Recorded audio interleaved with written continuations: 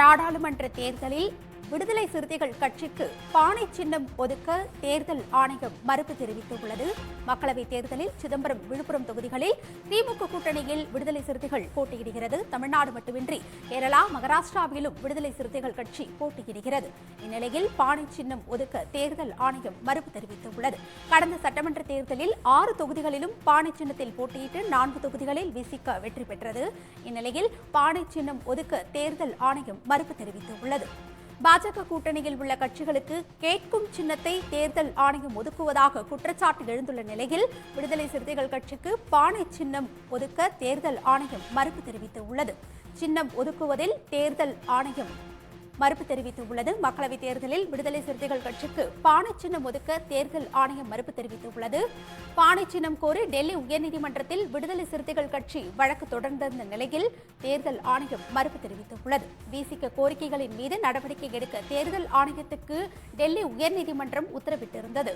விசிகவுக்கு பானை சின்னம் ஒதுக்குவது தொடர்பாக இன்றே முடிவெடுக்க தேர்தல் ஆணையத்திற்கு டெல்லி உயர்நீதிமன்றம் உத்தரவிட்டிருந்தது. இந்நிலையில் தேர்தல் ஆணையம் பானை சின்னம் ஒதுக்க மறுப்பு தெரிவித்துள்ளது.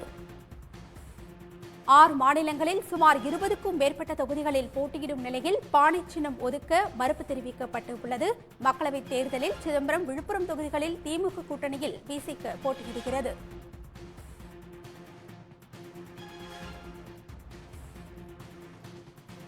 இதுகுறித்த கருத்துக்களை பதிவு செய்வதற்காக விசிக பொதுச் செயலாளர் வன்னியரசு நம்மோடு தொலைபேசி வாயிலாக இணைந்திருக்கிறார். சார், வணக்கம் சார். வணக்கம்ங்க. வணக்கம்ங்க. விசிகவுக்கு பானை சின்னம் ஒதுக்க தேர்தல் ஆணையம் மறுப்பு தெரிவித்துள்ளது. இது குறித்து உங்களுடைய கருத்து? அதாவது தேர்தல் ஆணையம் ஒரு சுதந்திரமான, தன்னிச்சையாக செயல்படக்கூடிய ஒரு அமைப்பு.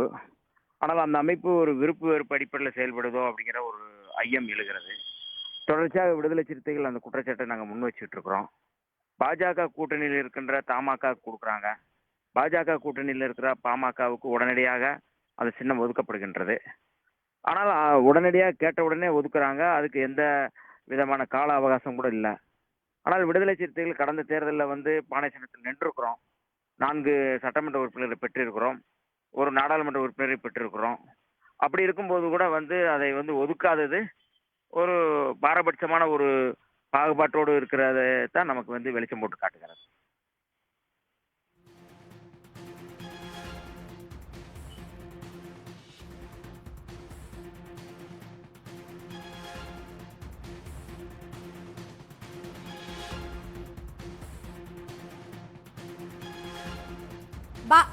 வன்னியரசு சார், பாஜக கூட்டணியில் உள்ள கட்சிகளுக்கு அவர்கள் கேட்டு சின்னம் ஒதுக்கப்படுவதாக குற்றச்சாட்டு உள்ளது. இது குறித்து உங்களுடைய கருத்து? இல்ல, அதுதான். அதாவது அவங்க கேட்ட உடனே சின்னம் ஒதுக்குறாங்க, கேட்காமலும் ஒதுக்குறாங்க. இப்ப நீங்க பாமக கேட்ட சின்னமும் தமாக கேட்ட சின்னமும் கொடுத்துட்றாங்க.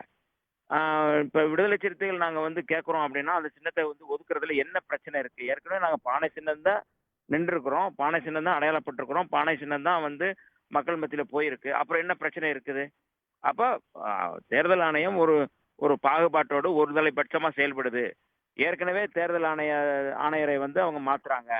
அருண் கோயல் அவரே ரிசைன் பண்றாரு. இப்ப உச்சநீதிமன்ற தலைமை நீதிபதி ஒருவர் இருக்கணுங்கிறத அதையும் மாத்துறாங்க. அந்த இடத்துல அமைச்சரை போடுறாங்க. இது எல்லாமே மிக முக்கியமான தருணத்துல, தேர்தல் நேரத்துல அவங்க இதை பண்றாங்க அப்படிங்கிறத நம்ம பார்க்கணும்.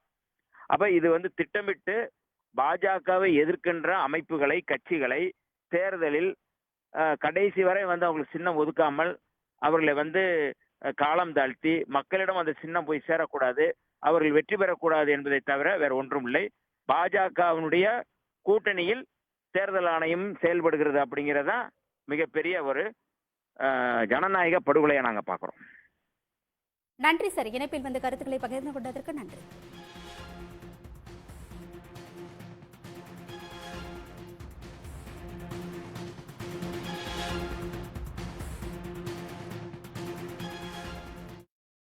இந்தியாவின் number 1 dealer Vasanth and CoWIN ஜில்லுன்னு ஒரு ஏசி மேளா.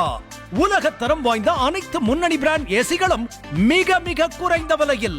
ஏசி வாங்கினால் காலிங் வசதியுடன் ரூபாய் 5000 மதிப்புள்ள ஸ்மார்ட் வாட்ச் இலவசம்.